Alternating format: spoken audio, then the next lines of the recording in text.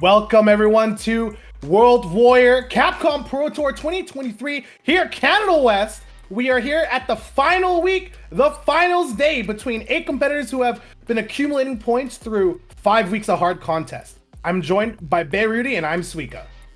Suika, it is such an honor to be here with you, man. We had 5 weeks of action and it all comes down to this. The winner will not only get flown to Capcom Cup, which is the #1 priority, but also get some money. There's a lot of pride on the line. There are players who have had back and forths. There are players who are, trying to make a statement here to be the best player in Canada West, to represent themselves and represent this whole region for the Capcom Pro Tour. And you know me, I love talking about money, but more so, it's about those storylines. We've had Mike X be on a complete tear in our particular series of brackets, but of course Noodle is going to be coming back. We've seen the rise of MTR, who was the tiebreaker winner between Justin Wong and there was one other. It was the Ryu player, I believe. Was it Ryu? Was it Super Friends? I think it was Super Friends. Yeah, it was Lushy. There was quite a few players in that top 8's kind of tiebreaker spot. I think it was Super Friends and Justin Wong, and MTR was the beneficiary of the rule set there as Jay Wong decided to step down from the position, and he'll be fighting against Sarah Blast, who also made it a little bit late, but is surprisingly in loser's side, who we did not expect. Yeah, and of course, Sarah Blast. We were talking about that matchup. We'll get into it more. Yeah, it's going to be a complete, kind of battle of the opposites here, but I think the tell of the tale is going to be how well is Mike X going to do, because he has been so dominant the last 3 weeks. He showed a bit of frustrations last week against Sarah Blast, where he actually dropped a set 3-2 against the Ken and then brought it back all the way in grand finals. And he's been showing up consistently. The player that has is obviously sitting on winner's side, Noodle, who has not, I believe, showed up for the last 2 weeks to something like Canada that, West. Yes. So I'm curious to see how Noodle and why Noodle didn't show up the last few weeks, even though they're sitting on winner's side. Do they have like a character? Do they have some tech that they've been trying to hide? It's all gonna unfold here, ladies and gentlemen. Yeah, and I think we have players waiting in the lobby right now. So whenever we are ready to kick it off, or they're ready to kick it off, we'll head on down there with Mike X versus Galaxy Butter. Galaxy Butter, actually a rising star here in the North American scene. I heard recently through the Pinnacle VODs that they are a growing boy at the tender age of 15, high school Ken player. Let's just say that Galaxy Butter has yet to pay taxes, and that's probably why that Ken has been going in so much. But a 15-year-old Ken player, that's what we've been hearing from the grapevine, and extremely excited to see how well he's gonna do. I mean, he's already sitting on winner's side here, going up against Mike X, who I would say is the favorite in this tournament, but anything can happen. That's what's so exciting about this tournament and this finale, because only the winner is gonna fly to Capcom Cup. Here we go, Mike X versus Galaxy Butter. Now, if there was someone that can make you pay your taxes, it's Mike X. And there it is right there. That's the whiff punish tax, paid in full, sent to the corner. What's the play here? Ooh. Early on, just already trying to bait those standing throw attacks on Wake Up. Yeah, great crosscut there, just to keep Galaxy Butter at base. Don't jump out of the corner, and look at these little shimmies. Mike X starting strong, trying to make a statement here. It is way too quick for one round. Galaxy Butter's gonna have to fight back here, and fight back he shall. Gets the corner, nice throw attack from Mike X, but Galaxy Butter is gonna spend a little bit of resources, try and take their turn right back. Got some plus frames there on the heavy knuckle there, got the perfect. I love the spacing right now from Mike X. Gets Galaxy Butter into burnout already. But not a lot of movement on the HP bars here. Nope, don't listen to me, I'm a dirty liar. We are moving on with Mike X getting that corner position. There's the throw meaty. Another one, and now Galaxy Butter, who'd been shimmied twice now, super spooked by these throws. Oh, what do you do? Yeah, that could be it. It is it. Into level 3. Of course, Mike X gonna take out the first match so convincingly. And this is exactly what we were talking about Mike X before. He is so good at those calculated risks, really conditioned Galaxy Butter to not jump out of that corner in that first round. And you just saw how not only was he going for throw loops, he was just waiting a lot of times on Wake Up. And that just puts so much fear into the opponent, just trying to react and ended up getting that beautiful drive impact to close it out. One of the things that's really huge about Mike X is that they're not afraid to risk their turn loss on wake up. On an opponent's wake up, rather, trying to really like facilitate that reaction. Another wake up throw here. The meatiest. Oh, jump heavy punches. Love the spacing here. Just trying to back out Galaxy Butter. Trying to find his spacing a little slate with that whiff punish there, but was looking for it with the crouch medium kick. Slowly edging Galaxy Butter towards the corner. Great DP, stop that jump, and Galaxy Butter's kind of flailing. He's a little spooked right now. He hasn't been controlled like this in a very long time. Wow, just right now, Mike X really trying to bait some wake-up option, and the whiff punish with a crouch medium punch. The God button is going to take it. Wow, just the risk assessment right now for Mike X has been so good. Whenever there's a huge life lead, not going to go for anything massive here on wake-up, and yeah, it's just been working out so well. And you can tell there's like a degree of respect that Galaxy Butter is giving Mike X right now. We're not seeing a lot of standard classic Ken net player like shenanigans running it down and really like over-aggressing. He's taking his time trying to play at Mike X's pace, and it might not be working out in the long run here. Man, the drive rushes into just the back away has been the tell of the tale here for Mike X. Just been doing that so often here. Great defense. Galaxy Butter just having such a hard time finding an opening here. Oh, the stand fierce. Just as you say that, yeah, a stand fierce. Gonna get a little bit of a side swap, not too much towards the corner, but an HP lead is what he needs right now, especially with how patient he's been trying to play against Mike X. He's okay taking some of these sandblasts, build up a little bit of drive gauge even. Yeah, both players sitting on 3 meters, so a little bit of risk, but no, Galaxy Butter not paying attention to their meter, puts himself into burnout. Really risky. Oh, right now, this is where Mike X is just going to bully, trying to look for that jump in and the draw, drive, impact. That should be it into level 3. I think I saw Galaxy Butter attempt to churn a reversal super out there, and had that worked out, it would have been great. Unfortunately, could not complete it if that was what they were trying to do, and Galaxy Butter gonna get robbed by the drive impact in the corner. Yeah, making it so difficult in that neutral, you know, definitely not really good use and awareness of the meter situation there, but just the pressure that Mike X has been like, you know, applying not only with these sandblasts, but the stand fierces and the whiff punishes have been so on point that, you know, Galaxy Butter is just trying to find that opening, and the anti-airs have not been there. Yeah, that's going to be one thing that we're going to have to try and see people try to contest with.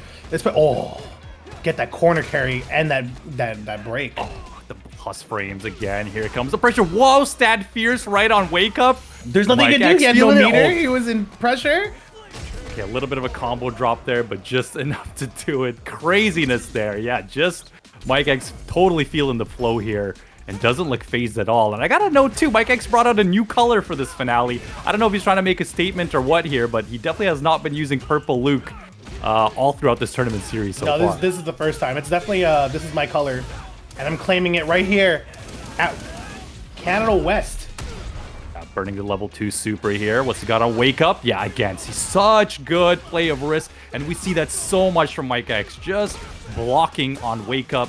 And that time, you know, no reversal super. Yep, and one more shimmy for the rest of the night. Oh my goodness. Oh. Galaxy Butter kind of leashed up and told to sit down by Mike X. And that's kind of like when you know, the young boy here at 15 gets away with a lot of stuff because, you know, a lot of the older players or some people aren't able to handle this kind of character Ken. But Mike X, truly a god here, and being able to put the blend on the chair and say timeout. You wait. Yeah, you know, Galaxy. I'm gonna play with you, or it's not gonna be a one-player game unless it's for me. We're gonna play together, you know. Galaxy Butter still not out of it, going to be sent to loser's side, but Mike X, you know, as we were saying, the favorite, you know, really impressed me just the amount that they have grown ever since the first week of this tournament series. Mike X looks like a completely different player in my eyes, and it goes to show how much they've improved, not only by joining the series, but by being dedicated. You know, even when they were ahead in points in this bracket, they were joining every single tournament and trying to improve and get better with everyone. And as I said before, Mike X has probably seen the most amount of growth out of any player in this bracket so far, and he's looking so dominant so far, sitting on winner's side. They were pretty strong at the start, I believe, landing a third place finish on the very first World Warrior week, and then move up to his second, and then move up to first. Yeah, that's perfect. Actually, it was just step by step. It started with a hard transition into Luke, and then became more of a finding their pace. I think last time we were here, they won with Ken. I don't know if that was a defiant show to Cereblast that yes, my Ken is better, but we're gonna see if Cereblast can answer that back later. Yeah, we were talking a little bit in our post-match interview of how he was a little bit frustrated. I was trying to call him out on that, and he did admit that there was a bit of frustration there, and he wanted to make that statement. But it looks like it might be Luke all the way through. But the next matchup we have, I believe, is Noodle versus Nate Banks. Noodle winning the second week of the series with the Cammy. Such a sweet guy. I say this every time because it's so hard not to root against them. He wanted that run back against He wanted a run back against Justin Wong, which Justin Wong won the very first week of this. And he says he's been thinking about it quite a lot. He wishes he had the opportunity to have that run back, but his Cammy is so smart, so calculated. I feel like he's a great mix of not only whiff punishing, but knowing when to go in. It's kind of that explosive defensive style. But against Nate Banks, a Marissa player. Anything can happen against Marissa, Suika. What's gonna go on? You know, whenever I see Marissa, the first thing that comes to my mind is I don't want to interact. If there was a character that could not interact with Marissa, Cammy definitely got the normals to do so, but of course, one of those tools that dive kick might be spooky to use just because you're getting right into that strike zone. Speaking of, Nate Banks found themselves in the strike zone by getting reversal DP'd right off the bat. Noodle not messing around, tries to DP, but unfortunately it does not autocorrect. Needed to cross-cut that. Oh my god, Nate Banks is looking so solid right now. Has Noodle in the corner, exactly where Marissa player wants their opponent. Nice poke here. Backdash from Nate Banks though, gotta protect him from the throw. The burnout's huge for Noodle. Just has no choice but to wait. Yeah. Nate Banks just finding so many great openings there and stuffing. You know, that's the scary thing about trying to reversal against a character like Marissa. You're going to eat half your health, and even that whiffed cannon spike just led to so much damage. I love the check there with the jab on the drive rush. Here comes Nate Banks. Ooh, and that's that walk back speed, actually. You see Cammy walking back away from that throw. Oh? And Noodle find himself in burnout once again? I wasn't even paying attention. It's only been like 10 seconds. Oh, look at these anti-air fight. We always talk about Marissa's weakest point is her anti-air game, and look at this. Nate Banks has been so on top of the jumps. Goodness gracious. Yeah, Nate Banks actually answering air-to-airs, and I didn't know that Marissa had a air-to-air string that just hard knockdown like that. She might have terrible ground anti-airs, but air-to-air wise, this is pretty good. Noodle really on the back foot now. I am so impressed right now with Nate Banks. You know, like this is, you know, one of Marissa's biggest weaknesses. If you can control the jumps and make your opponent afraid to jump, that adds so many more options for Marissa to play the ground game that she wants. That was a good DP by Noodle, and answering back the drive rush with a... Oh, man. Well, yeah, going for those plus frames, but I don't know exactly what Nate Banks was looking for. Maybe trying to jump out on Wake Up. Here comes the pressure from Noodle. Trying to look for something in the corner. I love the use of the back throw here, switching sides. Radius. That is punishable, sir. This is so much damage. Neutral jump gets a... Nice. Ooh, look at this. Oh, what was he looking for? Tries to just reverse it. That should be it for Nate. I think Noodle misjudged the throw box. This is actually kind of common with like bigger characters. Their throw box is deceptively like deeper behind them. Because Noodle walked up for a throw attempt and it just kind of went to the wind. Yeah, just a small miscalculation there on spacing, and that's a huge punish for Nate Banks. And, you know, closing that round out with just the most optimal damage he could. Yeah, Noodle back again on the warpath. Started like this in round one of this game. Hopefully they can keep the position this time around. That's super meaty. Yeah, those plus frames. I love the anti-air. Applying pressure here. Anti-air's been looking much greater for Noodle this game around.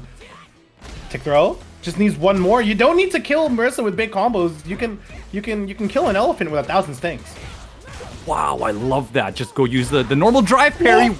Baits the throw. There's going to be a lot of damage. I imagine Nate's not going to want to burn meter just yet, but one more opening, and that could be it. Oh, this could be it. This is it. I think Nate Banks is going to be able to close this out straight into level 3. Might not even have to, actually. Goodness gracious, Nate Banks, 2-0. I think Noodle had an idea the first time around, answering drive rush with drive impact, but a player worth their salt will be able to hit confirm themselves on those drive impact situations regardless, So I guess Noodle just didn't know. Man, I mean, this is just showing. I mean, I was talking about how much Mike X grew as a player, but Nate Banks is looking so solid right now. Let's see if Noodle can make this comeback. Oh, nice. Anti-air. Caught the backdash this time around. And Marissa, of course, not many reversal options, right? Or any, so to speak. So scrambling when you have Marissa in the corner, definitely giving her opportunities to get out, but Noodle opting not to, just playing with calm, patient, meaty gameplay. Oh, it's perfect. That was great. I would have loved to see a back throw instead there, but yeah, the back tech was perfect, not to switch sides. Great reaction! Yeah, Noodle ready for it. Says, come get back in the corner here, and you got to deal with this pressure. Okay, the throw tech is good, but you're still stuck in the corner against Cammy. The position's still really bad. Gets the punish counter and throw. Game 3 so quick and decisive for Noodle. Noodle looks like they're awake now. Yeah, great whiff punish there with the stand roundhouse. And did you see that damage on the counter hit throw? Goodness gracious, the punish counter throw, I should say. I feel like that took like 20% of Marissa's health. You know, you could say that Noodle was looking a little stiff, a little al dente in the first 2 games, but now looking pretty flexible right now. Coming game 3 and hopefully within game 4. That's a punish. Yeah, you gotta, you know, stay awake against a character like Marissa, right? It's just gonna blow half your health in one punish, so you can't really make too many mistakes. Oh! Recovered just in time with the back fist. Oh, I love the delay there. Yeah, gonna get the corner swap. Smart stuff here from Noodle. Oh! Yeah, you gotta throw those. Yeah, throw the good awareness. Whoa, we blocked those, but unfortunately it's safe too. The drive counter. Oh no, we didn't close it out. This is so bad for Nate Banks. One bar still. Noodle still has to choose to play defensive here because any bad motion will kind of clip their wings. Noodle will gain super. Crouching. That was a dive kick. Yeah, that was good check. That was very scary stuff there for Nate Banks. I think Noodle knew that he was 1 hit away from getting a level 1 super, so it could have been an easy convert with punish into super. But look at that check on the drive rush. Woo. All right, Noodle looking like they're looking like how they were in the last game, but a jab check here, gonna fight their way out of the corner. Backdash, nope, just gonna back away. The safer of the option, but you can't really do anything about punishing. That being said, this should be it. No, Marissa has that Marissa. Don't listen to me. Yeah. We throw on wake up in this house. Yeah, right now it seems like Noodle's been doing a good job just kind of controlling the target combo right away as I started. Just as I was about to say, Noodle has been controlling neutral a little bit better than in previous matches. And then he got punched in the mouth. Sent towards the corner, nice ball from the overhead and sends a DP their way. Actually, that DP is so good. Gonna get that corner position, but Noodle concedes. Nice check there. Oh, the scramble. Oh, the level 3 raw, and it works. This is not going to be quite enough to kill, but very close here. Big really gamble from Nate Banks, but it works out. And look at this corner too. Oh, no, you can't do that. You can't. The drive against says you cannot do it. Nate Banks taking it 3-1 over Noodle. Yeah, unfortunately, if you've played against enough of Marissa, you know that Superman Punch is just like the name. You can't stop it. you either you hold it, you super it with armor break of some sort. But drive impacting, they're gonna recover in time and get you back. And it's not a bueno moment, unfortunately for Noodle. Played well in game 3, had a fighting chance in game 2 and game 4, but unfortunately couldn't close it out. That's gonna be putting them into losers, which is not a good look considering who we have in losers between Cereblast, NTR, Muck, and Dive and Drive. So hopefully they find the match that they want to fight in this coming rounds. But if I could show you guys as we head down towards the losers bracket, a quick look over to our Matcherino page. Oh, and the bracket, of course. Yeah, here we go. The Matcherino page. We do have one of these running around with 45 codes remaining. Please help out our players with a little bit of moolah in their pockets by clicking the claim code. And that's pretty much all I want to show you. If you had any questions concerning how the system worked here at the Weds Night Fights World Warrior, it's all there. And here's our bracket updated, thanks to our bracket runners. Here we got Mike X 3-0. Noodle will be updated, but we can see that it's Nate Banks moving on to Mike X. And of course, Noodle's fighting against the winner of Ceroblast MTR, and Galaxy Butter against the winner of Muck and Dive and Drive. Not sure which side I want to be. Yeah, I just wanted to point out that, Mike X was obviously first in the leaderboard with 220 points, and Nate Banks was, I think, third with 125 points. So Noodle was actually second with 160 points in the bracket so far. So Nate Banks obviously taking him over that. It's going to be a likely Luke versus Marissa matchup, but I am quite excited for our next match here, which is our first round of losers, and that is Ceroblast versus MTR. We were talking about this earlier. This is the battle of the opposites.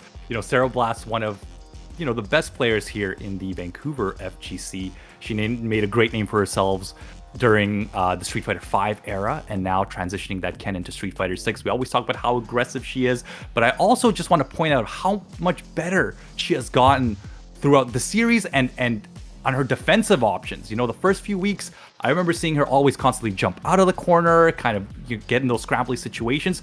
The calculated risks on defense has improved so much on Ceroblast's part. And speaking of defense, MTR, the Wall, the Chun-Li from the Street Fighter 4 era, he barely made it out here into the top 8, and it's going to be an aggressive style from Ceroblast versus a very reserved whiff punish, kind of not want to say laid back, but very defensive type of style here for MTR, and it's going to be extremely exciting to see this battle. Yeah, MTR, of course, a very, very classic player who, honestly, one of my earlier coaches when it came to fighting games in general, telling me, sometimes you gotta spend time focusing on your anti-airs and take losses as you go. Sometimes you gotta focus on choosing to tech throws and take your losses, take your wins as they come along. And they're patient when it needs to be, they're aggressive when it needs to be. But that was 2 generations ago, back in Street Fighter 4. Even in other games like BlazBlue and Tekken, they're showing that kind of stuff. But Street Fighter 5 happened. The scene here got overrun by Ceroblast. Someone in the chat called them YOLO Blast. I agree. They're kind of insane. But then comes 6. Ceroblast not as dominant at the very beginning as we may have thought in that transition from 5 to 6. And MTR coming from literally the shadows to really make it into this top 8 spot within 3 tournaments time with some really solid classic style play. We saw that in week 3 that they weren't really accustomed to that Street Fighter 6 mentality with Drive Rush, Drive Impact. Mm-hmm. We saw that in week 5 that they've started adapting those tools into their gameplay. We'll see what's going on in this week, and we'll see how Ceroblast has really adapted their playstyle. You said that they were working on their defensive measures, and really they have.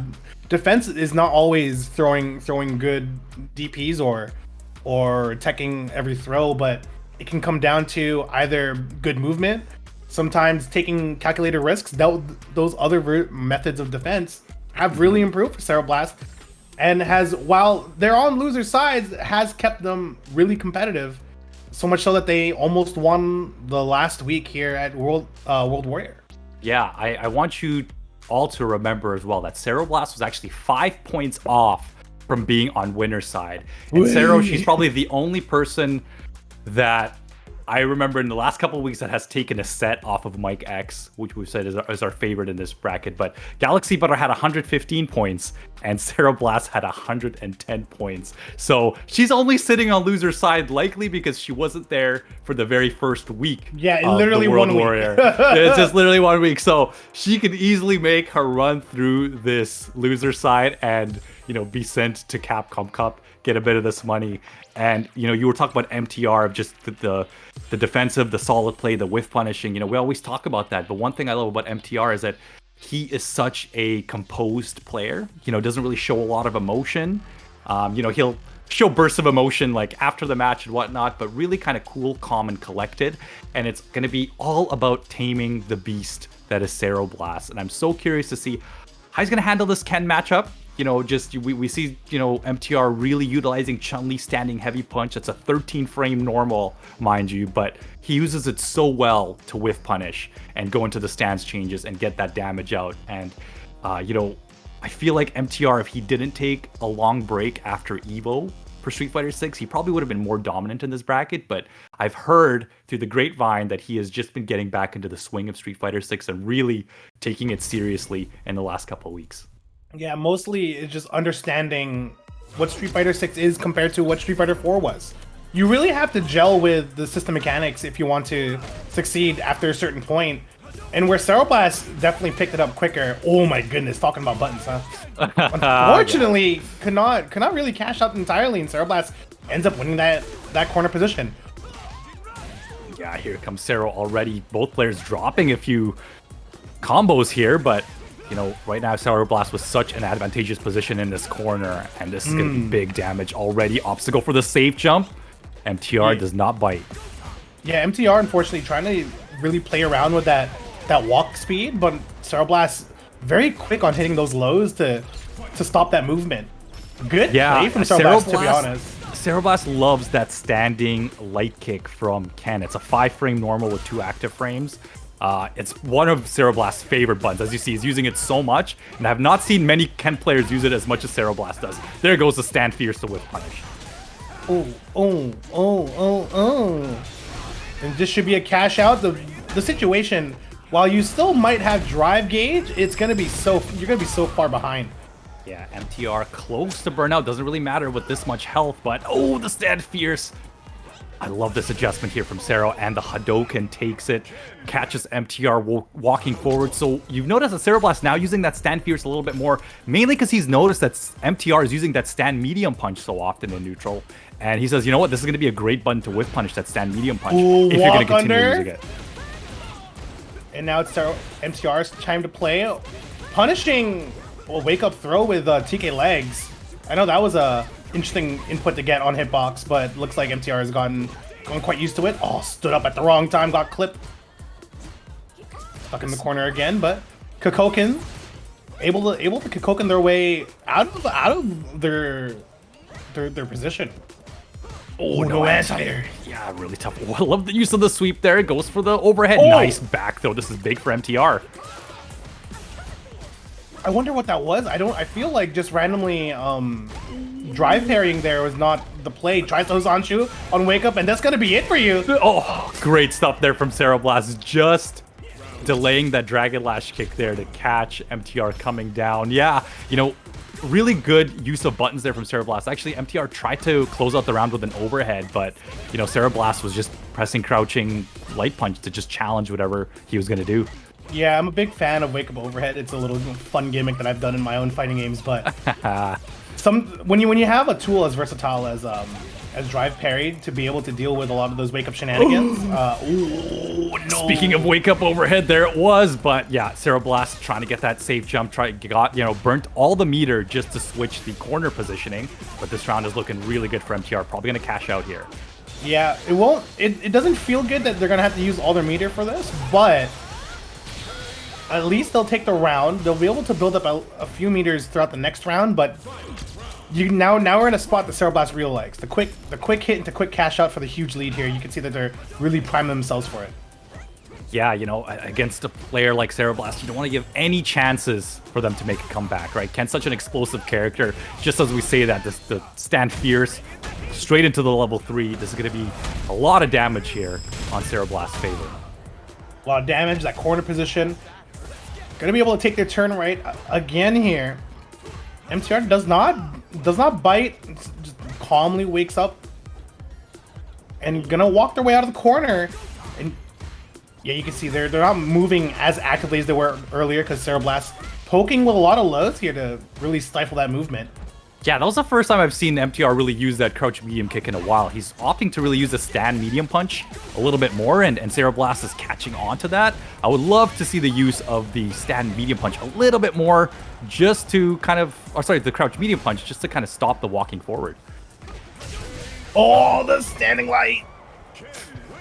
Yeah. That's a good button. It's a good button, yeah. It's Ceroblast's favorite button, I think, honestly. You know, only, I think, 2 active frames on that, but the spacing is so good. Look at the whiff punish. Cero, again, starting it off strong. Wake up throw. MTR's first wake up throw, I think, in the set. Tries to go for it again, it seems.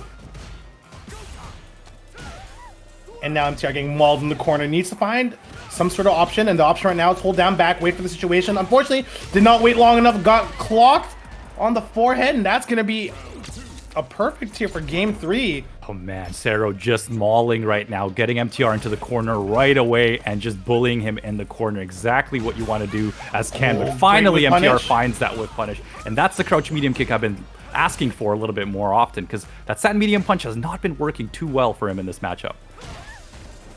Big sweep. It's going to get him the turn and the pressure.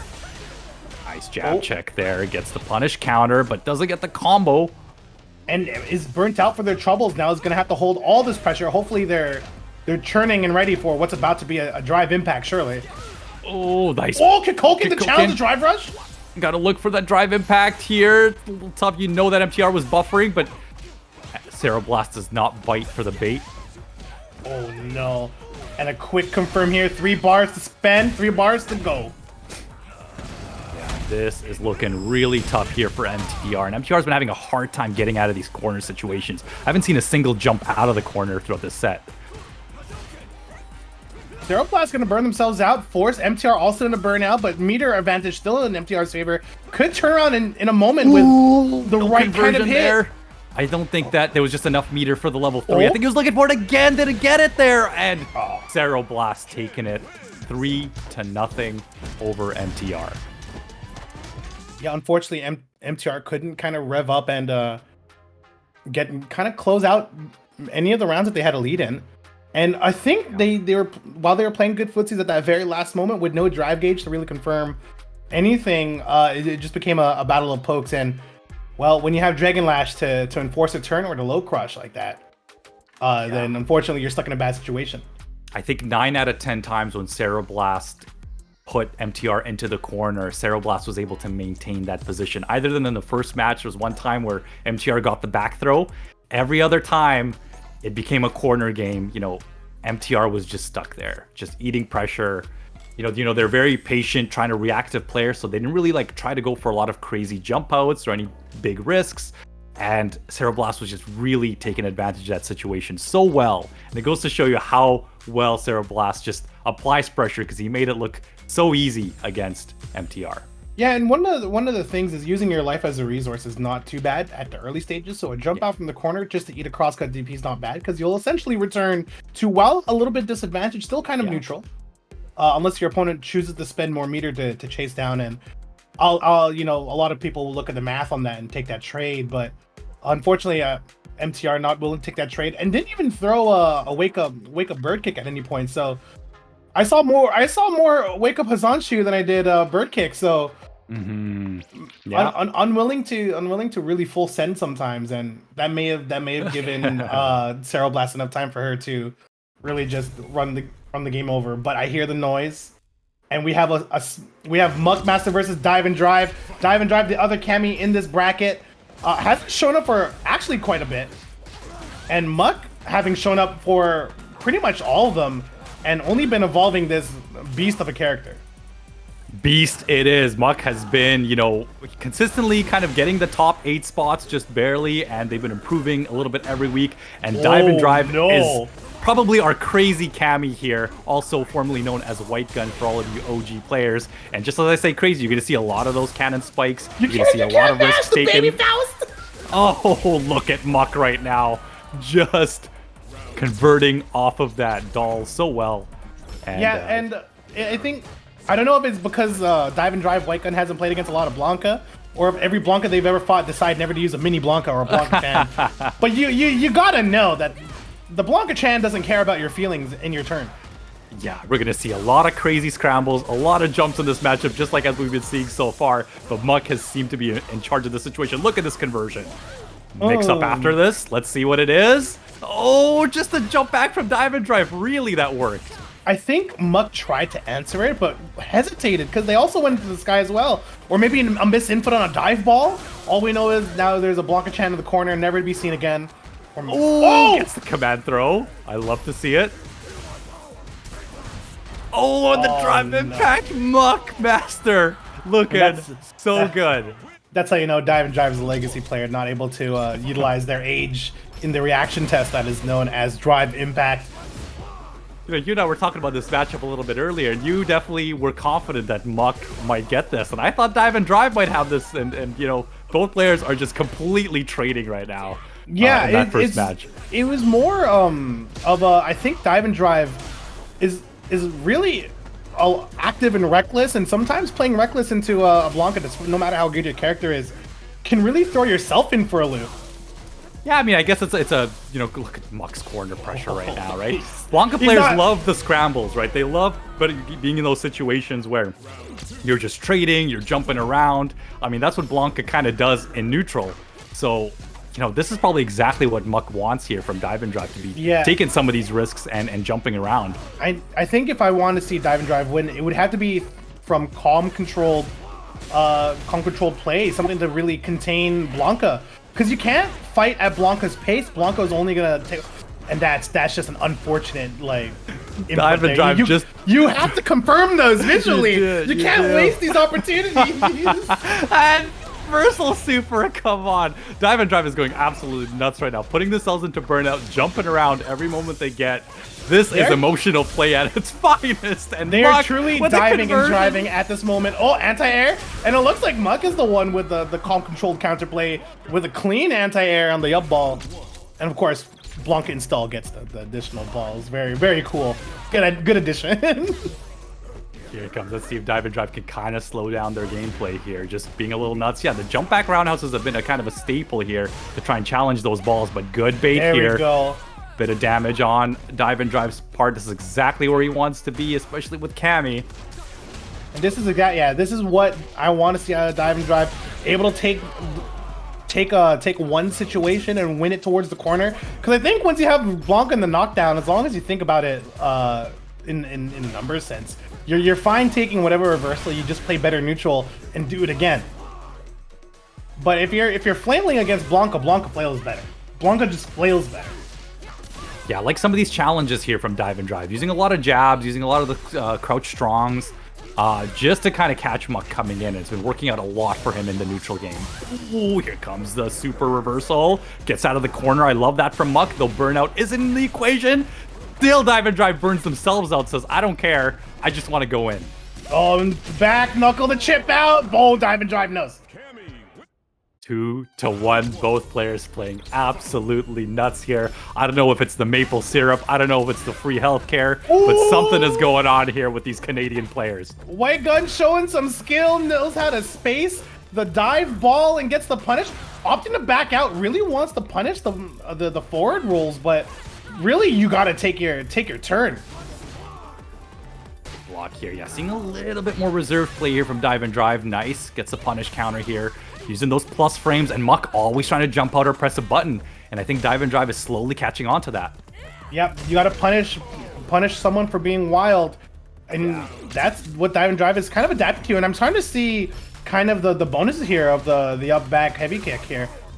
Just I mean, catches a lot of stuff, you know, especially of you know, Muck trying to feint, things like that. It's just a safe risk for you to take as a Cammy player in neutral, but you also don't want to be too predictable with it because you can get whiff punished full screen. No mix today, I'm blocking.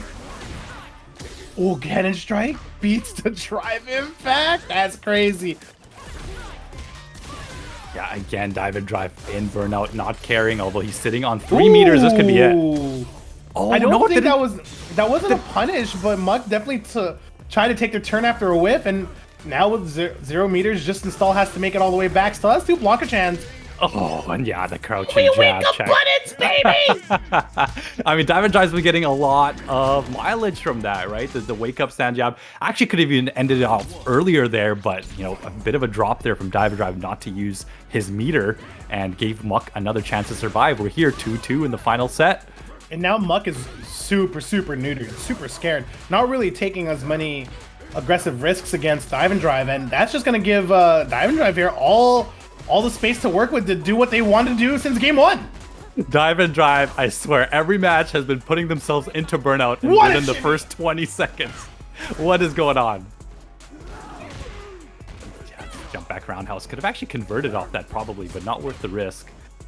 Yeah, and that meeting, unfortunately, not the best because he still got into the air, but I think with the situation right now, it's still good. Burns himself out. This should be a clean dive and drive round as long as they...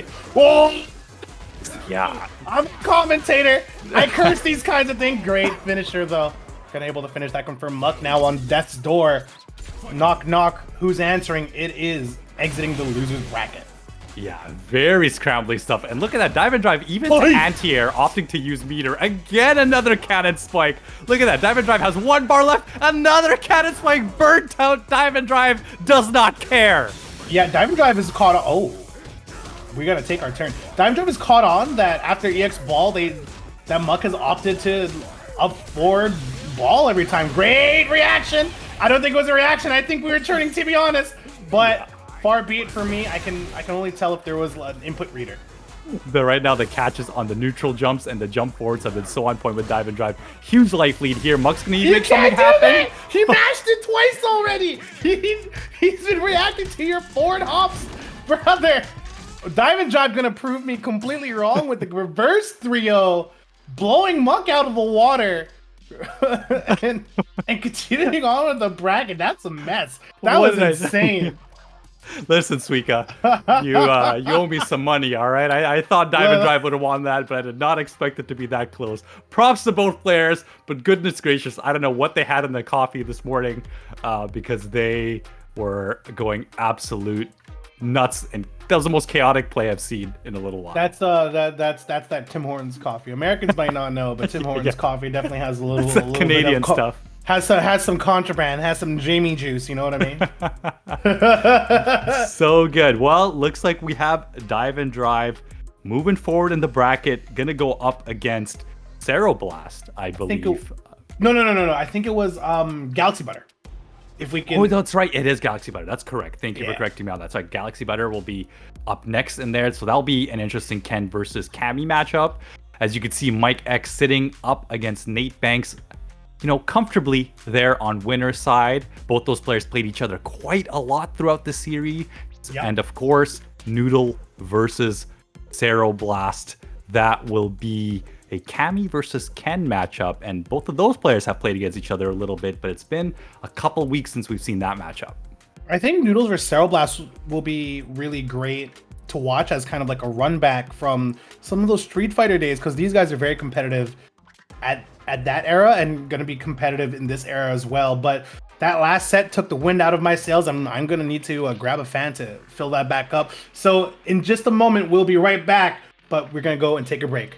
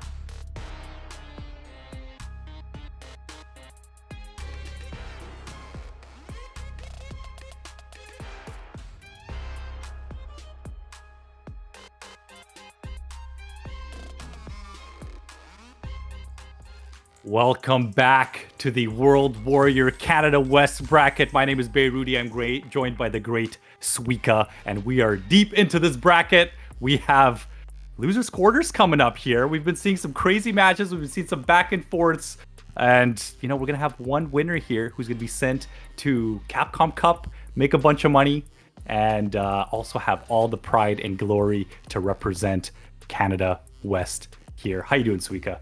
I'm doing great. As you can see, the heat of these matches have my hair frizzled. I need to get a fresh cut.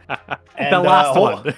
Hopefully I can ask one of these guys to sponsor me for a cut, because I know in their pocket's going to be a nice little bit of cash from participating. So, like, congrats to all these guys that made top 8, to be honest. Even 8th place gets a little bit of change for all their hard work. And that's something that I hope to see for more of these online events here by Capcom. And honestly, it's looking like a good future for Capcom and Street Fighter in general, if this is the pace that we're going at, you know what I mean?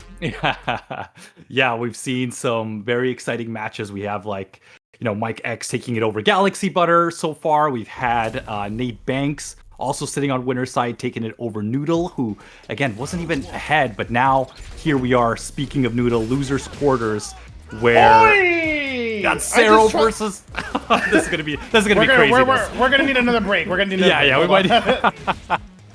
And a quick start leading to Cero Blast taking over the corner, and yeah, we bet the house. It's just game 1. In a longer set, even if it's only +1 in terms of set count, you can really get away with new ideas just to test the waters. Cero Blast gonna be able to take it here with a little bit of meter burn, probably. Nope, gonna save the meter.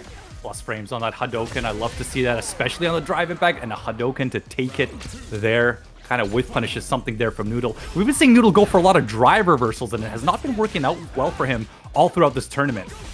Yeah, drive reversal is actually like kind of a great filter, where a lot of players, even in the master ranks, will kind of get clocked by a drive reversal. So you pay a cost, and you reset the situation where you're more comfortable in. But of course, you get baited, it's over for you. Stand fierce right on Wake Up. Cero Blast putting themselves into burnout already. Look, are they just doing it? Goodness gracious, this is going to be a big uphill battle here for Noodle. Cero looking so strong. Great anti-air there. Perfect parry. Perfect. That's enough.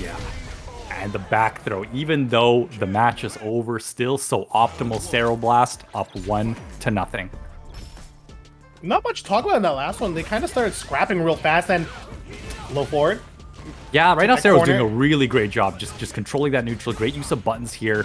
Look at this corner pressure. Tick throw.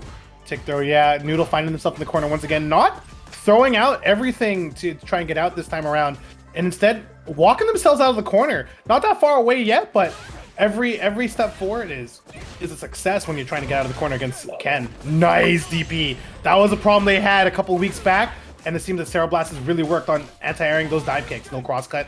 Gonna be stuck back in the corner.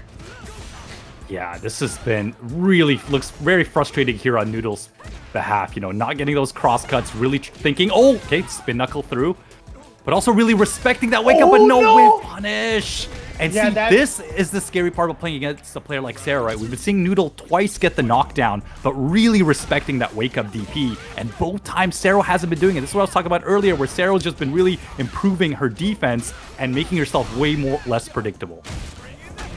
Oh yeah, and the Cero Blast special, just spend the meter, get the lead. You're in such a bad position with your back to the corner. That meter is not really a problem for Ken.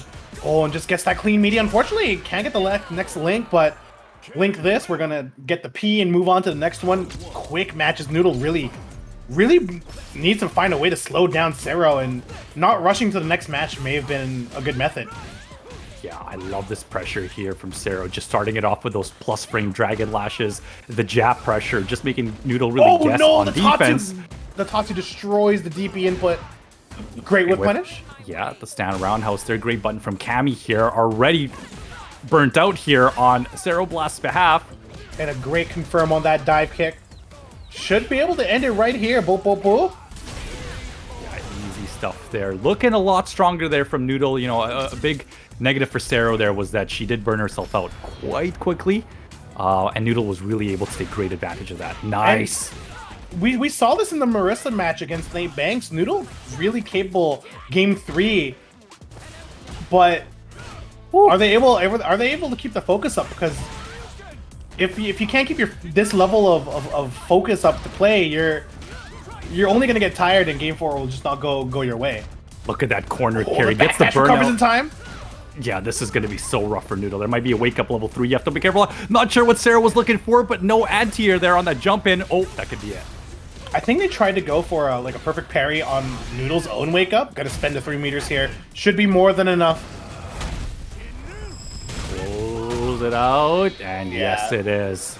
Blast keeping themselves alive here. But that does lead into the next round with a 3-meter disadvantage. This is normally a state that Blast prefers, but Noodle can finally take advantage with that kind of meter advantage. Ooh, gets the punish counter, and another! Ooh. Yeah, I feel like Noodle's really feeling out the spacing a little bit more now, especially with Sarah whiffing a lot of stand jabs and stand shorts, but gets the crouch medium kick whiff punish. Oh, so tricky there. Goes for the low safe jump. Perfect parry, gonna be a punish. Oh no, that was a true combo, so that doesn't really work at the corner, but not a bad attempt there from Sarah. Probably have to delay it a little bit more. Here's the burnout. Hasn't been able to make use of that 3-meter yet, which kind of sucks because now you're kind of like you're stalling on your meter. Oh, nice back. Oh, tried to walk away from the throw, but was not fast enough.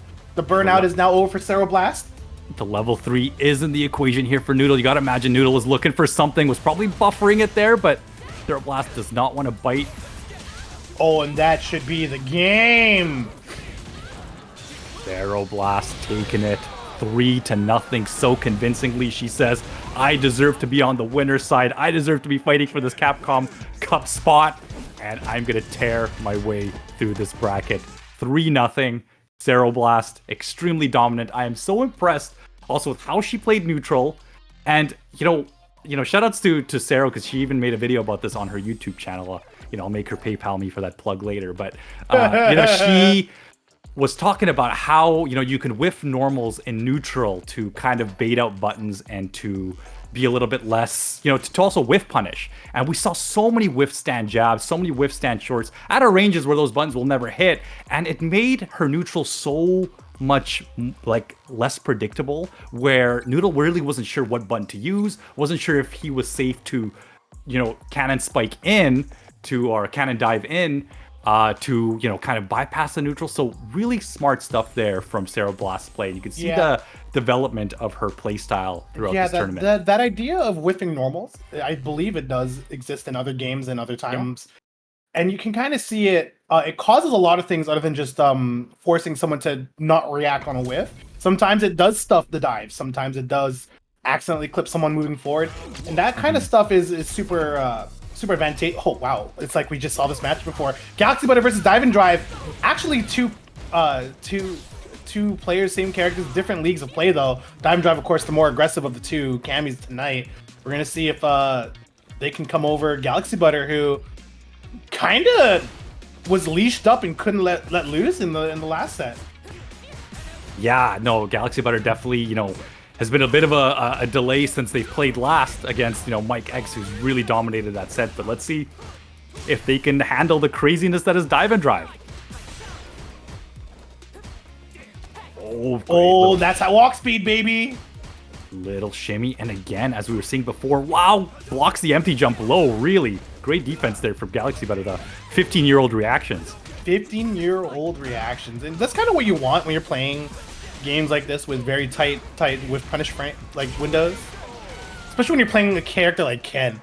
If you can whiff punish with a low forward, yeah, you just get so much off of it, right? You get that corner carry, you get all that pressure, decent damage. Especially with the drive as a mechanic in this game, I think that's one of the biggest standouts going from other Street Fighter tales to this one. Being able to really cash out almost anime amounts of damage with drive meter. Yeah, right now, I don't love, Dive and Drive's use of the drive gauge right now. Just always burning themselves out, not really caring by being in that burnout state. And I feel like it's adding a deficit. Look at the jump back roundhouses. It was like 3 in a row. Yeah, we saw that in the match against Muck, and it was working great later down the line, but I'm not 100% sure about doing it against Ken. Another with throw here. Galaxy Butter a little antsy, and that might be also their 15-year-old reactions. Yeah, you know, sometimes you don't want to, you know, you can absolutely bait players who have too good of reactions. That's totally a thing in fighting games. But yeah, here comes, yeah, plus frames on that and just says, no, give me the corner back. I'm going to take the risk. And here comes Dive and Drive with the pressure. Yeah, Galaxy Butter looking kind of spooked right now, not willing to smash a button or smash a DP. Really trying to wait it out, and it's getting them chucked. Luckily now, getting thrown without doing anything is not really cashing too much damage, so Galaxy Butter can fight back. This is Ken we're talking about. Great DP, we need to see more of those. Yeah, that was a missed dive kick there for sure. Dive and Drive with a little bit of a miss input, but Galaxy Butter. He just dashed up and load him! He's dead! My goodness, Dive and Drive playing absolutely nuts right now, burning themselves out, jumping back roundhouse, but still manages to find the opening and a quick convert into level 3. Dive and Drive up 1-0. You know, if there was a time for us to talk about needing 15-year-old reactions, this is right there. It's right there. I don't care how young you are, you're not seeing those. You definitely need to see the Cammy dash 3 times and be like, oh, maybe something dangerous is on my way. Yeah, just a bit of a misspaced dive kick there from Dive and Drive, a little bit too high. Good awareness from Galaxy Butter to punish it in the back throw. Yeah, control the neutral. Yeah, I don't love these neutral jumps here from Galaxy Butter. You know, Cammy players are always looking for them. That was so high. Great punish. Yeah, another high dive kick here. Not exactly sure. Dive and Drive just going in. I think this is kind of like a statement being made by Dive and Drive saying, hey, my dives won't be perfect and you're not going to punish it. But so far, Galaxy Butter has been pretty good about that. Though they haven't been good about stopping the dives at all, and that's a problem. Trying to air it. And the reversal. Sure, you can. The Galaxy Butter says, finally, says, get off of me. I know you love going for that meaty crouching fierce. You're not going to get the plus frame. Yeah, it's just one problem. I think Galaxy Butter is reacting to the jump now, but not really doing anything about it. He tried to air it, but you can't air to air. The dive will be too slow. Great hit, great corner swap. Oh, make him pay! Make him pay for all he put you through. Oh no, mistimes the safe jump there. Oh, just a little bit too early here, and this gives Dive and Drive such a big chance to continue this pressure in the corner. I love that. He's getting run down right now, but Galaxy Butter finds it up forward. Dive and Drive unable to anti-air. Does get the drive gauge back, so we're about to see. Oh, miss it, put on the dive kick. This should be it. Yeah, it's got to go straight and cash out. No, this might not be it. That was very healthy before that level 3, and we're not in CA state. I think there's going to be a little bit left. Yeah, there is. We got to watch out for the level 3 from Dive and Drive. You know, he's going to look for it. No, that should be it. He goes into level 3. Dive and Drive keeping himself alive. Goodness gracious. And this is so terrible for Galaxy Butter, because even though you have to spend the 3 meters to take it back, they're both even meter. So it doesn't matter. It does not matter. Dive and Drive keeping himself alive. Clutch plays. These jumps here just trying to check the dive. Oh baby. Dive and Drive is a dive in the other direction. And not only the health deficit, look at the meter deficit here. Oh, misses the shimmy a little bit late, but gets the counter hit, catches them pressing buttons or jumping afterwards. This is looking so good for Galaxy Butter. Safe jump. Gets the safe jump this time around. Check out my plus frames. Check out my turn. Tries to dive out. And check my DP. Says, do not jump, mister. I'm going to watch for it this time. I know how antsy you're playing it. Galaxy Butter tying it up 1-1. What a set so far. Yeah, that was a good sequence by Galaxy Butter. The only thing about it was trying to react to the whiff throw. You can't really react to those. You just got to input it, baby. And you know, Dive and Drive's not really playing much neutral. He's either going to be in or he's going to be out with, you know, there's a reversal, but there's been a lot of jump in has been one of the main ways of getting in so far for Dive and Drive. So yeah, gotta imagine Galaxy Butter's thinking about it. This has been the least amount of neutral I've seen in a long time. Not because of Galaxy Butter, mind you. Dive and Drive really just full sending. And are they getting tired? Because these dive kicks are not coming out successfully anymore. Yeah, there's been quite a few of those misses where we're just seeing a jumping roundhouse instead of the dive kick that they're actually looking for. Oh my goodness, sends a back fist. Check my mix. No mix. Yeah, good. Empty low. No anti-air. You gotta anti-air those, brother. Yeah, Galaxy Butter just dealing these crowds. Can't walk back fast enough. Yeah, was not enough frames. Nice, gets the Shoryu. Dive and Drive ready for it. With the reversal, level 1 was churning the butter. This has got to be frustrating for Galaxy Butter, just dealing with some of this craziness, and it's just so hard to read. Yeah, that's kind of a bonus of playing the style that Dive and Drive is playing, where you think they're crazy, but to them, to Dive and Drive, the way they're playing is the way they've practiced playing, so they know what they're doing. You don't know what they're doing; they know what they're doing, and it's up to you to put up the wall.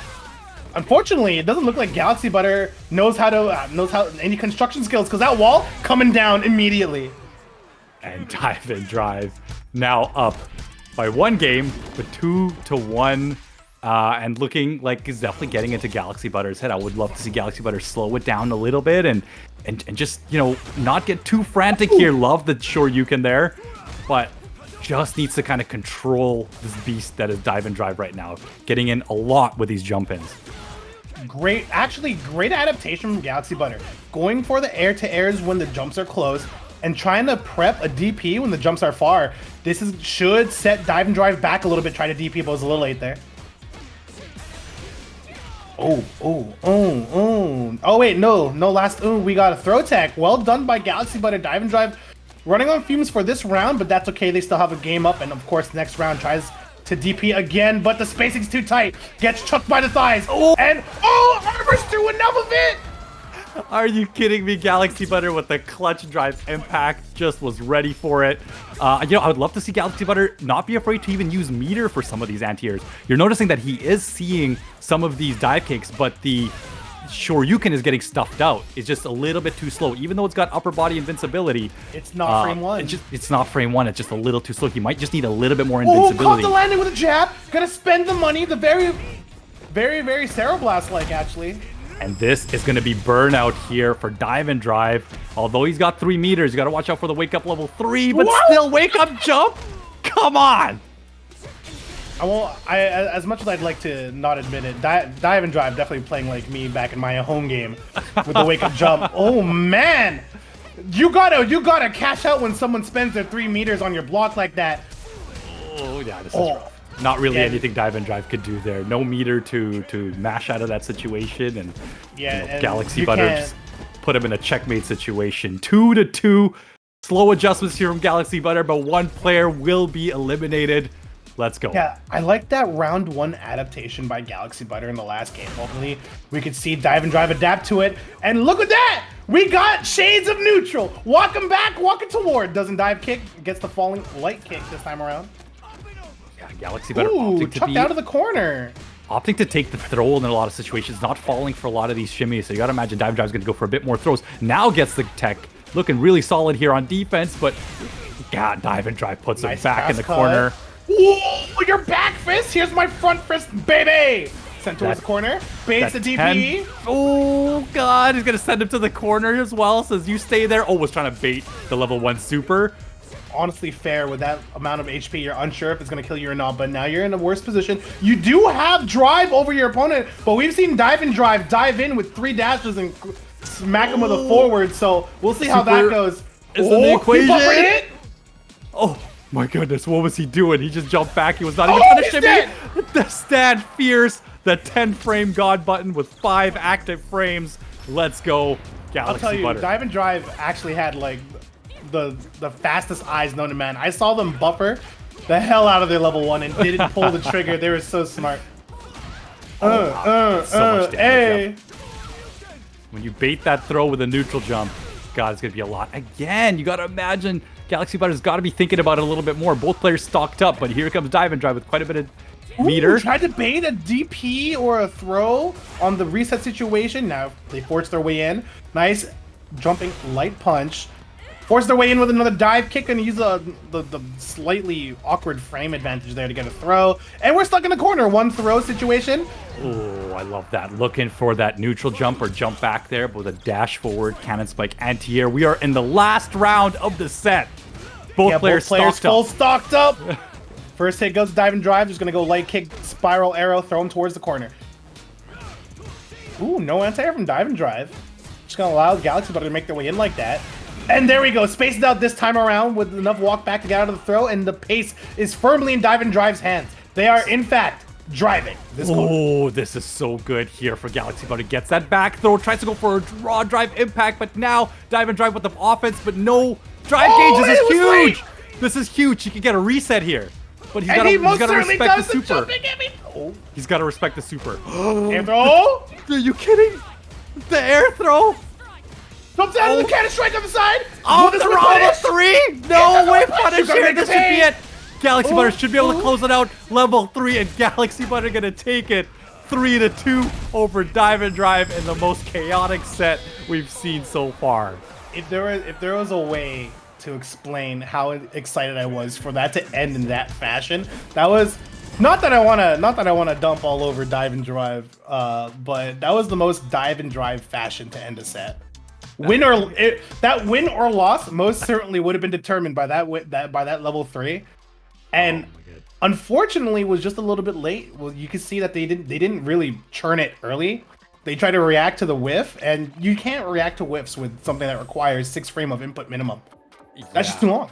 You got to think of the numbers, man. You got to think of the numbers. It's a big gamble, right? We're saying it's like a 13 frame, it's a 10 frame stand heavy punch. Who's trying to obviously whiff punish it, but just a little bit too slow, especially when you still got some ground to cover. Really high risk there for Dive and Drive. Probably could have taken the set on their behalf, but goodness gracious. Like, I feel like Dive and Drive tried to come to this tournament bracket today especially and just tried to make a statement, tried to just go in and says, you know what, I'm gonna play with raw emotion, and raw emotion is what we saw. A statement was most certainly made. They definitely drove the car into the wall that was known as World Warrior Canada West, and now we're gonna have to repair that wall and move up to the next bracket while they repair that wall. Into the winners bracket we go. But before we do that, may I stop by the door known as the Matcherino page? Get him, Suika. This is all you. So we got 40 codes remaining. Shouts to you guys who've been clicking that claim code button. It's just 3 clicks to contribute. I want to keep it short and sweet because the walk to the next room is very, very close. But if you have any qualms about figuring out how this system works, that's all explained on the Matcherino as well. Now let's give a quick peek over to the bracket just to make sure we know how everything's going along.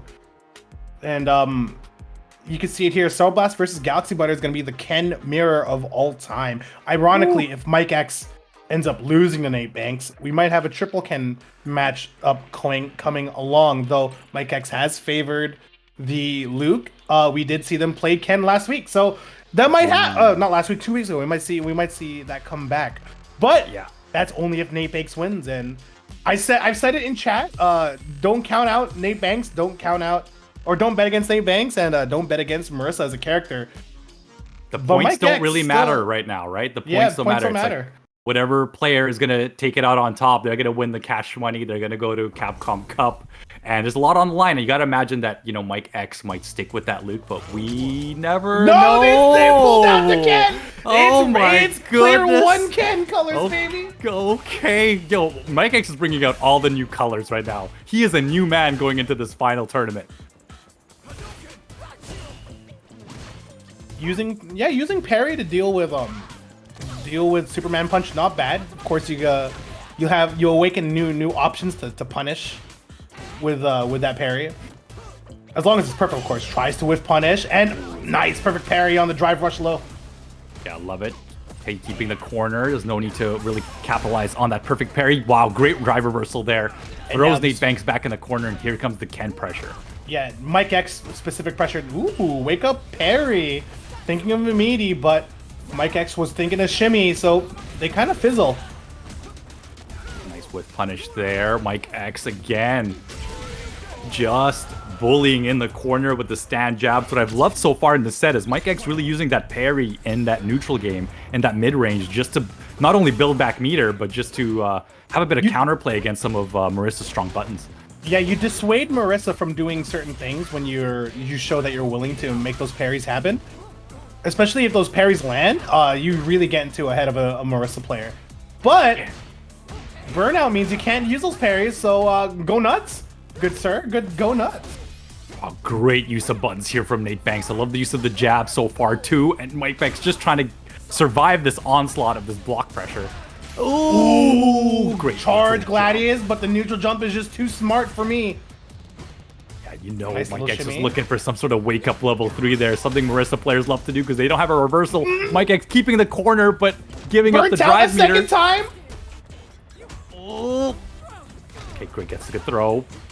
Yeah, the throw is actually not the worst thing you could take while in burnout. It could have been insanely worse. Gladius, there's your chest, caved in, and ooh, nice block on the high. But check it out, there's a knee. Oh my goodness gracious, he's so smart. How does he know? Mike X just ready for it. The one time he needed to bring out that super, he does. So good, clutching it out, and great blocks too. He said he blocked that high in such a clutch situation. Yeah, if he had not blocked that high, his life would actually be 0 right now. Yeah. Great confirm, burn a little meter, but you still have the corner, and that's all that matters. Oh, Korean backdash to the corner to dodge throw. Yeah, we've been seeing that. Actually, that happened last game too, where Nate Banks is opting to go for that backdash on Wake Up.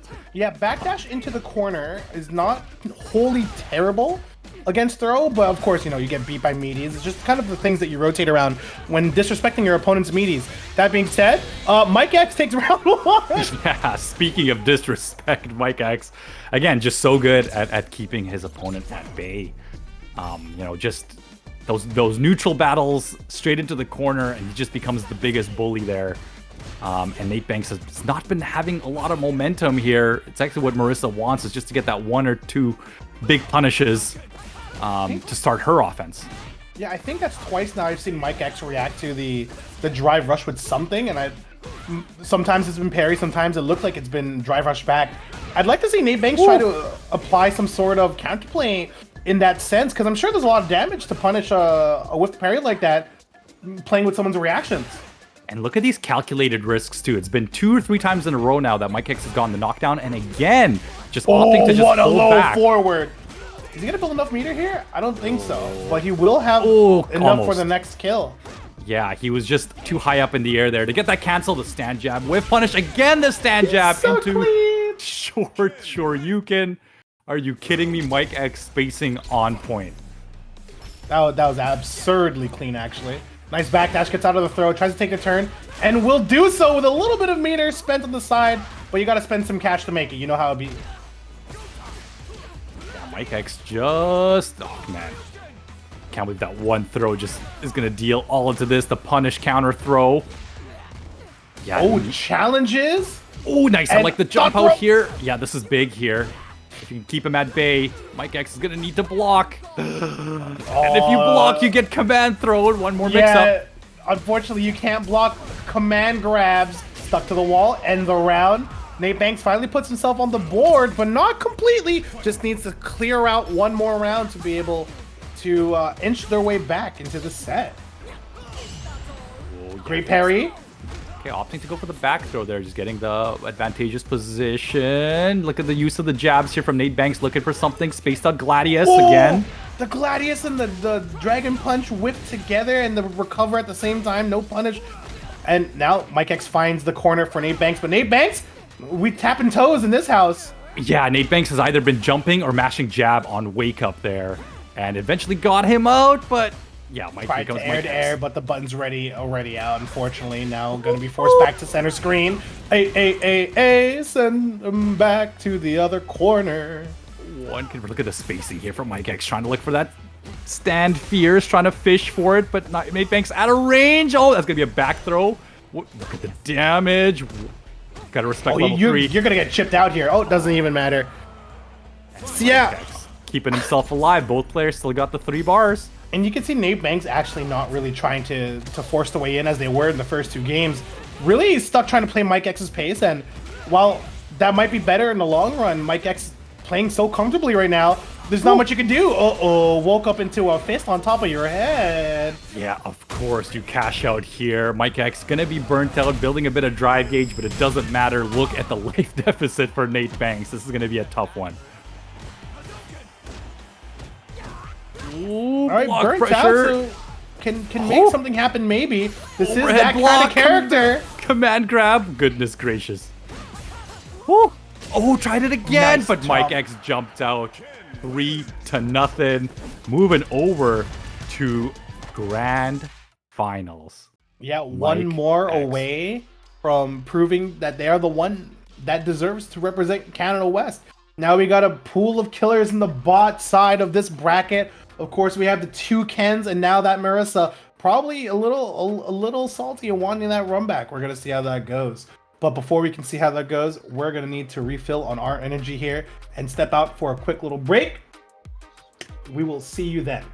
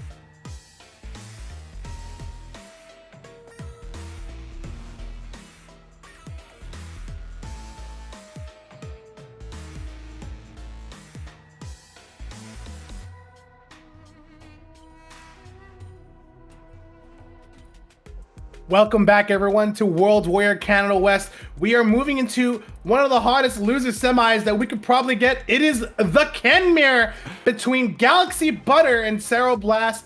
A battle of ages, a battle of generations, a battle of Kens. And we're going to see who can run into that John Deere built Marissa waiting in losers finals.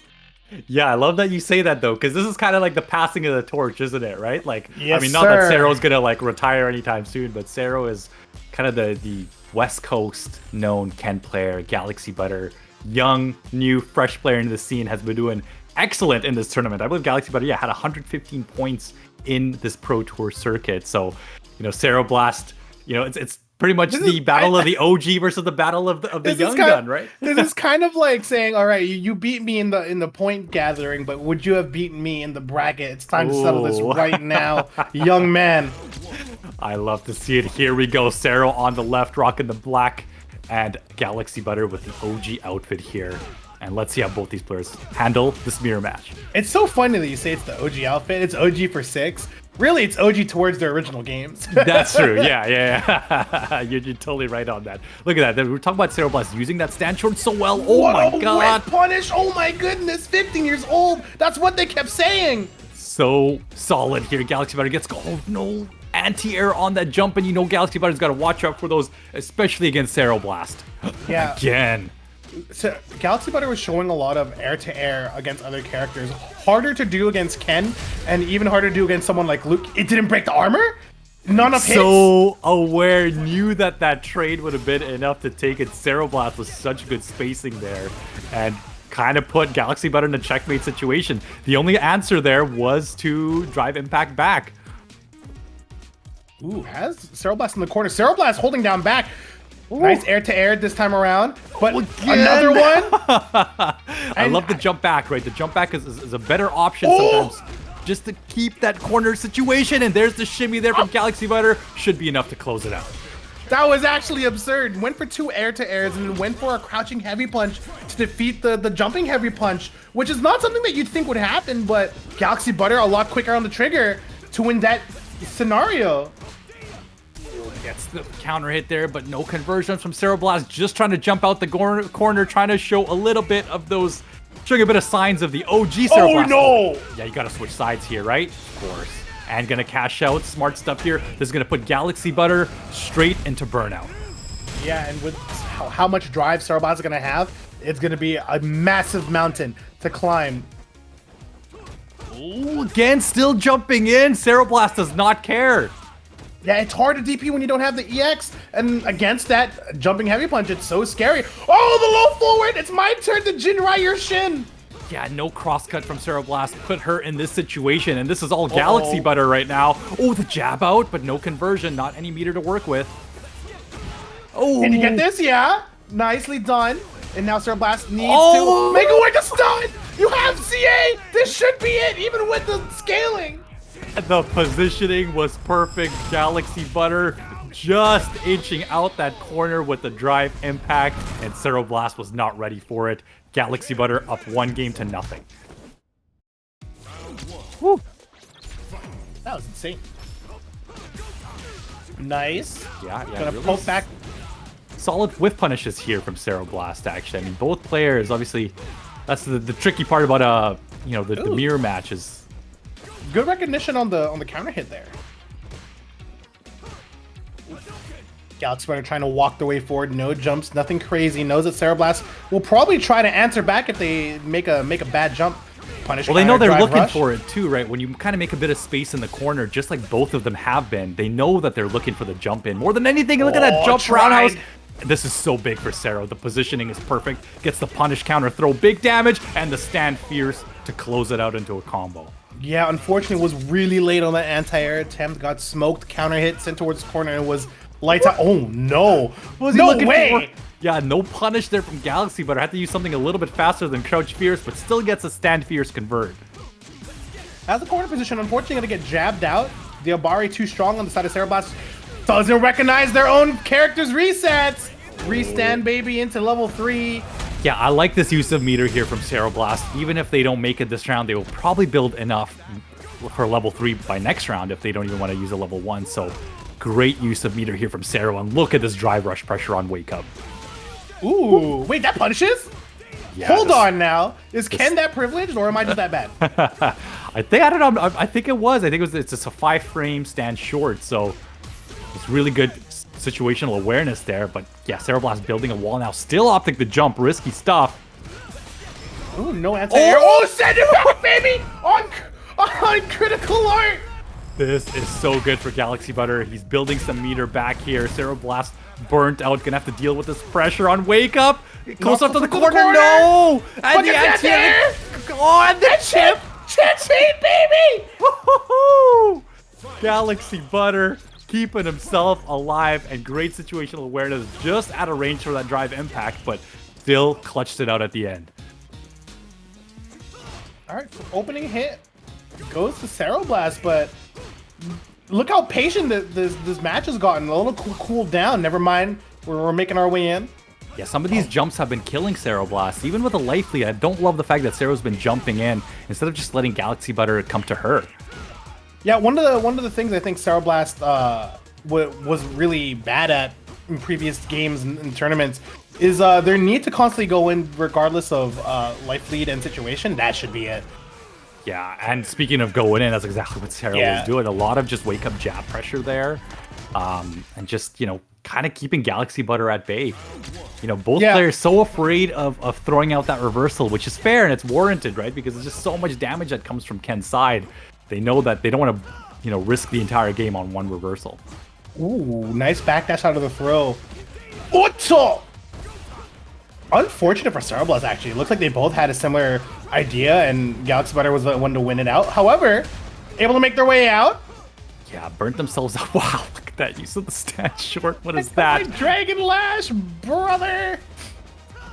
Oh, trying to Sero jump out. Jumping in the corner and just going chaos. Just says, get off of me. Uses the level 1 super for great positioning. But yeah, Sero's just got to chill a little bit here. Not really optimizing their drive gauge as well as they should be. Oh, that could not have been what you wanted.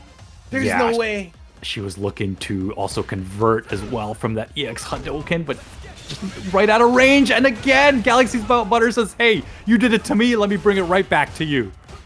Gonna use the drive rush behind that fireball. Great, perfect parry. Looking for the side swap here. And the cross up into the neutral jump to destroy the baited throw. Sero Blast taking the small lead here in the rounds. Cannot blame Galaxy Butter for falling for that throw because he was in throw death range, right? So Sero, great awareness too, knew that he'd be looking for the throw and went for the highest punish possible with the neutral jump. And I don't think you can DP that either because the neutral jump will let the DP cross underneath you. So it was covering multiple options. Oh, the side swap. Now you're stuck in the corner, and Galaxy Butter has been really good about anti-airing. As I was about to say that they got hit, but did get the second one around. Nice parry. Yeah, that was beautiful from Sero Blast. Knew that Galaxy Butter was looking for the jump more than anything, but just held their composure. Oh, patient play. Just going to run up and wait, trying to see if Sero Blast will bite. There's the burnout, and now trying to take my turn. No turns are allowed to be taken. I'm taking mine back, says Sero Blast with a barre. Sero! Oh my goodness. That must have been a walk forward Hadouken there from Galaxy Butter. That's the third time now from Galaxy Butter getting walk forward Hadouken or walk forward DP, and maybe they're playing a little too quick. The heart rate's a little too fast because that they weren't having that problem in prior weeks, even like earlier in these sets. Yeah, critical error there. You know, you got to make sure you hit back to neutral. And, you know, the inputs on this game could be a little bit tricky. Galaxy Butter with the reversal of his own, keeping Sero Blast at bay, but that jumping fierce has been working so well for Sero Blast, stuffing a lot of Galaxy Butter's anti-airs. Yeah, I don't know what anti-air option that was. May have been like a misinputted crouching fierce or something, but unfortunate. Does get out of the corner, and now gonna have a position that they like. Sero Blast can't just jump. Again, the reset, the disrespect. That is so good. Galaxy Butter knew that it didn't have enough to close it out, but this should do it. Galaxy Butter with a strong round there at the end. Gonna spend the meter. Gonna be down a meter, but that's okay. You need the round. And the way, the awareness to know that they may have not been able to kill in that particular scenario, so get the reset. Why not? Tries to jump forward, but gets Shoyu Reppa out of their pressure. Nothing to see Cereblast really use a lot more Hadokens in neutral here, but just Cereblast meter management is so scary because she's always with one bar of drive meter, but gets a beautiful jump in. And a wake up throw. Yeah, beautiful frame kill there. Baited out a throw and was just perfectly spaced for that standing fierce. All right, now it's up to Galaxy Butter to fight for their life here. They do have one bar, but Cereblast on that fabled 3, we know that hit's going to cash out at the nearest local bank. Every jump in scares me so much, but it's working out so well for Cereblast. She's been finding a lot of her openings, either with that jumping medium kick or the jumping fierce. And Galaxy Butter almost never ready for it. Yeah, the anti-airs started great in the beginning of the set, but unfortunately they've been faltering, using crouching jab to see if they can bait out a response. And with punish with the up forward, nice. It's super meaty, it's super safe. Check it out, Korean backdash, get away from the throw. Yeah, Cereblast, yeah, finds an opening, switches out the corner, and baits out the level 3. Yeah, she was ready for it. Cereblast keeping it alive, working her way up to losers finals. 3-1 over Galaxy Butter. Great stuff to Galaxy Butter throughout this tournament series. Had 115 points, made a statement, has a huge career ahead of him, you know, only at 15 years old. And 15 years old walking away with that kind of money, I'm just saying. I had to work like 8 hours for like 17 days to buy my PS3 in that time, you know. Like, and I should have just waited for World Warrior to happen and grind my game, bro. But now we are down to the final 3 players, Suika. Cereblast, Nate Banks, and of course Mike X sitting in the grand. Find the Mike X, the god. The god. Looking so good, but. Hey man, I would not count out Cereblast. So far, she has been looking so dominant. As I said before, she was 5 points away from sitting in winner's side.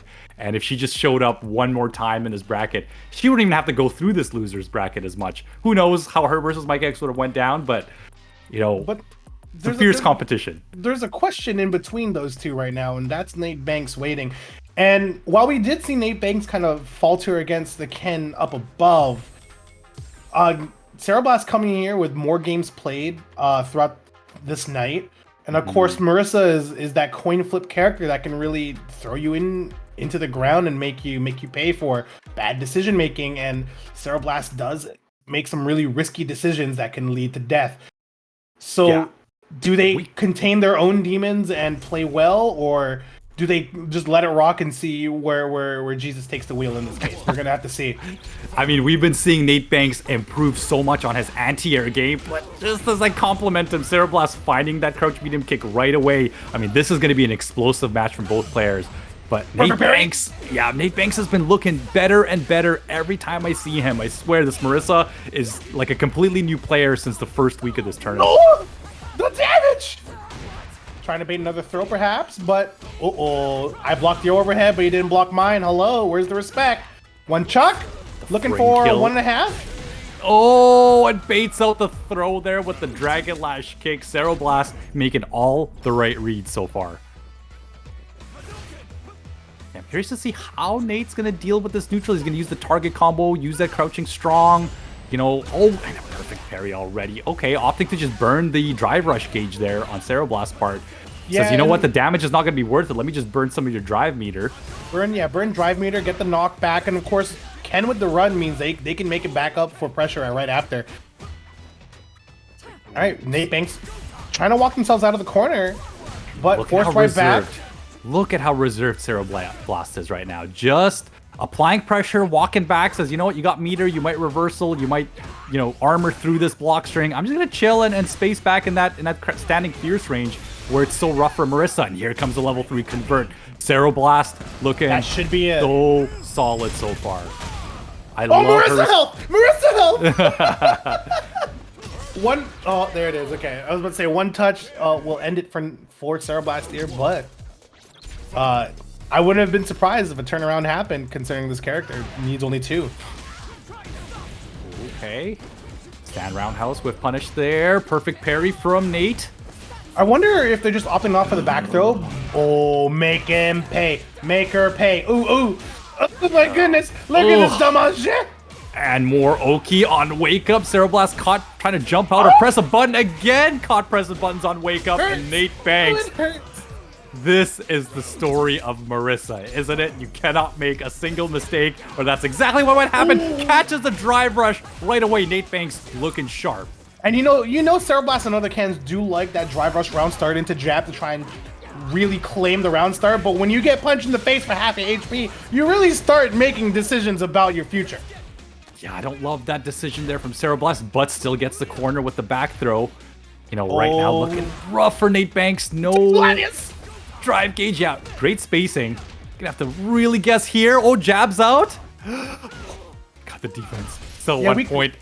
But as a Marissa player, you can take these throws. That's okay. It's the drive impact that you don't want to take, and Nate Banks knows this. Doesn't bite. Just takes 3 throws. It's okay because this all ends in 1 hit for either player. Oh, this will kill.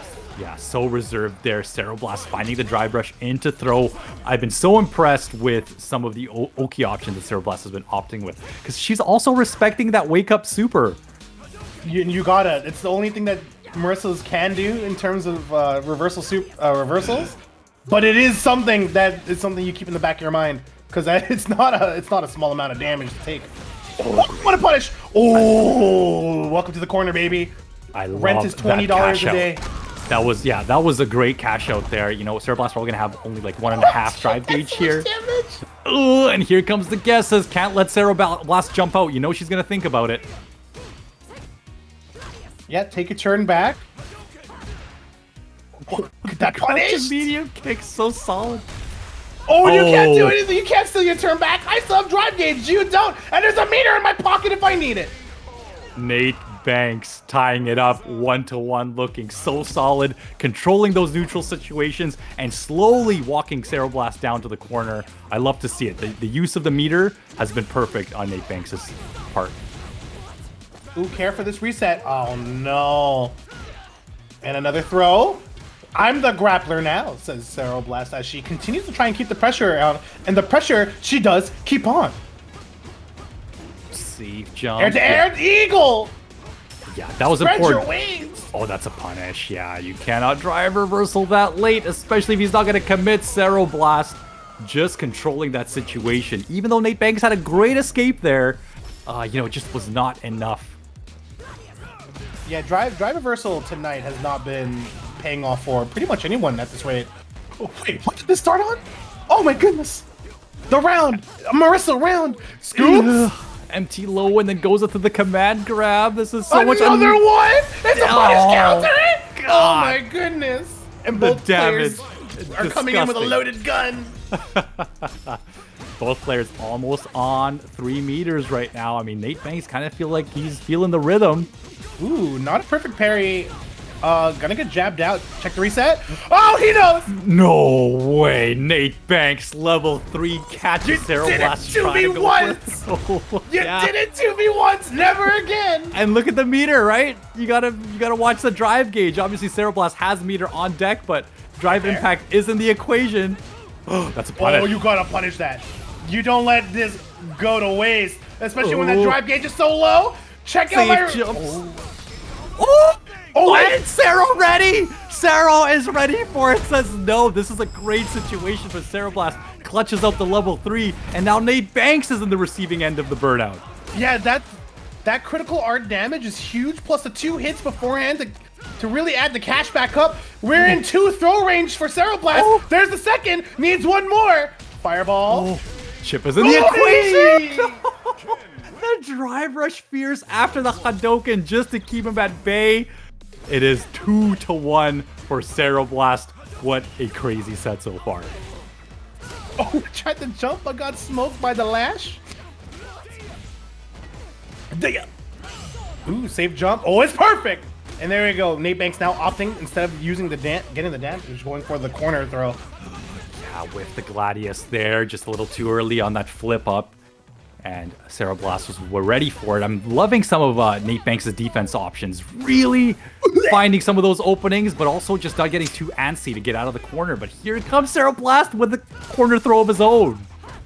Oh, clocked in the jaw, but I don't think you're gonna combo that even in burnout. But this time around, a combo follows up. Nate Banks is trying to stave off elimination here. Oh, punched in the pelvis. There goes that drive reversal. Works out quite well for Nate Banks. We've been seeing him get a lot of mileage off that drive rush into stand fierce, but this time, drive rushes into the throw. Oh, I'm Sarah Blast. I'm done with this. No more command grabs. No more mix. I have an EX reversal. I will use it. Gets the corner position on an errant. Jump forward, and Nate Banks got chased down the mid-screen. And the chase is good. And the shoulder. Boulder. This is happening too often. Nate Banks gonna tie it up 2-2, but you know what? Nate Banks is getting, like I said, a lot of mileage off that drive rush into fierce, especially off of those far mid-screen situations. I think Sarah Blast might be unaware. She thinks that she can jump away in that situation because she's been getting clicked almost every time by that drive rush into fierce. Ooh, check your toesies. Tries to back dash out. Perfect. Carry. Oh, early. Just a little early there for that punish. She was trying to get the back throw to get the corner situation. And this is huge for Sarah Blast, but she puts herself in the corner. Yeah, and just as it was huge for Sarah Blast, the tables have turned to Lazy Susan because we have a reversal of a situation here. Oh no! Super! Oh my goodness, one bar still sits the corner. That's a huge drop for Nate Banks. The whole reverse is out here. Not going to be enough to kill, but one more mix-up. Oh, Chip is in the equation. Chip is in the equation. The jump back jab, so clutch. Nate Banks got the meter back right now. Sarah's going to keep throwing these Hadokens. The Superman punch is also in the equation. This is scary. Nate Banks coming in and a jump back jab again. So solid with those anti-airs and has improved so much with those throughout this tournament series. I'm so impressed. You can see that Sarah Blast was trying to really get a reaction with those standing jabs, but Nate Banks knows if fireballs aren't coming, I can walk forward. Second throw. Where's the third? Doesn't need one. That's a knee. Welcome to Muay Thai, baby. Oh, yeah, chuck him. Gets the counter hit. Not sure exactly what Sarah was doing, pressing buttons or something, but Barry throw. Oh, great drive reversal here, but puts himself into burnout. Both players are stocked up on meter. Yeah, one hit for Nate Banks can probably end it, but the reversal? No, it works! It works! The Nate Banks is going into grand finals, taking it over Sarah Blast. Are you kidding me? Did you see the absolute look of shock in Ken's face as Sarah Blast and Ken get eliminated from this tournament and loses finals, taking a hard-fought third, but not the way I think they wanted to go. Yeah, I am extremely impressed with Nate Banks' composure, you know, really taking the right risks. Throwing out those level 3s was I think, you know, 100% with some of those. But big props to Sarah Blast, as you said, making it third place. She is still one of the West Coast heroes. I'm still forever a big fan of Sarah Blast. And she was so close to getting that run back against Mike X, but now we got another one waiting. We got one more run back waiting. I think everyone in this bracket had a run back opportunity against Mike X. And Mike X is the one currently driving the bus. We'll see if someone can take that spot away, but we got to fill up on gas before we get this battle bus going. So we will see you guys in just a few minutes. Get some water because it's going to be a hot one.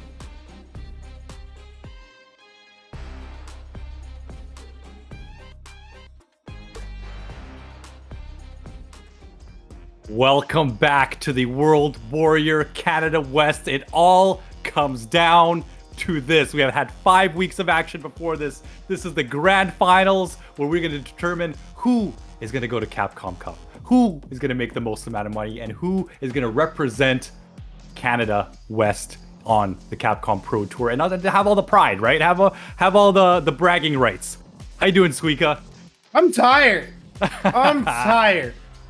I've seen people punching people in the mouth at round start, people running at each other and trading. I don't know what's going on. This isn't the neutral that I was led to believe.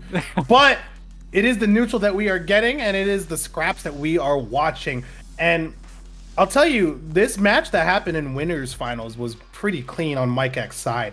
We're trying to look to see if Mike X can keep it as clean as it was, because when you show that you're truly the most dominant in a region, that's when you know you can step further. Yeah, let me not start any drama here. I'm not the type to do that. But I do remember, I think it was week 2, Nate Banks was actually the player who took out Mike X. That is correct. And I know that there was a bit of an exchange of words between these two. And even though Mike X was sitting comfortably at 220 points, it doesn't matter. The winner of this is going to take it all. And what a statement it would be for Mike X to make, to just have a clean sweep here, beat the guy that he lost to, beat the guy that he was frustrated with. And I imagine he's going to bring out the Ken again in this Marissa matchup.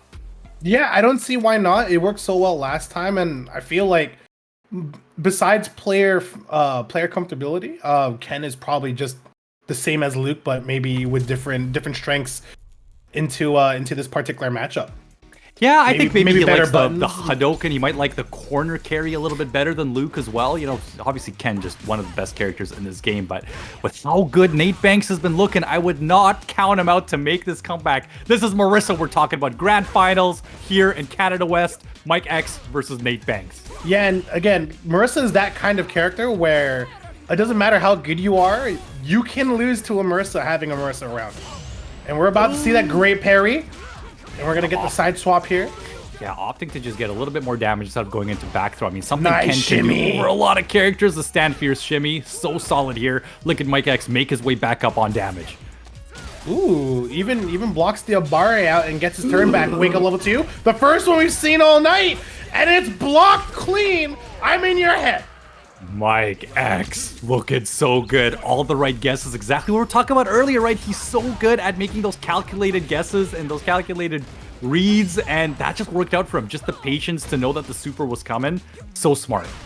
Yeah, now we got another corner position situation here for Nate Banks. Nate Banks, of course, and Marissa very strong in the corner as a duo. We're going to see how they can make it work. Gladius is going to fall to the up forward. Yeah, the jumping fear, such a solid button. Here comes Mike X. We've been seeing him use a lot of that jab pressure on Wake Up. Was looking for super again there, but opting to back away. I mean, those are the calculated risks that are so good to take, especially when you got a slight life lead. And that's okay for Mike X, because Mike X has the lead. If he said, if Nate Banks chose to send it, they're so dead. They are incredibly dead. Yeah, that drive reversal has not been a great tool in this matchup so far, because it just seems like Mike X is always so ready for it. And of course, drive reversal, you know, a decent option against, you know, lighter strings or target combos. But, you know, if that's blocked, that's super punishable. Yeah, I'm with how often drive reversal has gotten destroyed this night, I'm starting to believe that like some guys may have thought of some crazy drive reversal OS, you know, that you pressure and drive reversal is safe against or something like that. Oh my goodness, interrupts the next Gladius, and that should be round 3 here. Ooh, just enough with level 2, maybe. Yes, oh not even Marissa health. Mike X making a statement, man, just looking so solid. You know, like I was saying this last time, you know, I had a few players from our local scene play against Mike X, and they say, man, it is so hard to play neutral against him. He is so dominant. He just knows all the right things to do. And like, just look at that spacing, right? Not getting too antsy in the corner, even though they're in an advantageous position. But here comes Nate with a bit of pressure of his own. The drive reversal, oh, the Mike drive X. reversal works for Mike X. How come it works for Mike X? How come it doesn't work for me? Oh, the throw. Yeah, I mean, oh, the drive impact. Mike X, such good reactions. Something that he's always said. He's very confident in his reactions. He's almost never gets hit by those drive impacts in the corner, and he was flaunting that in our post-fight interview before.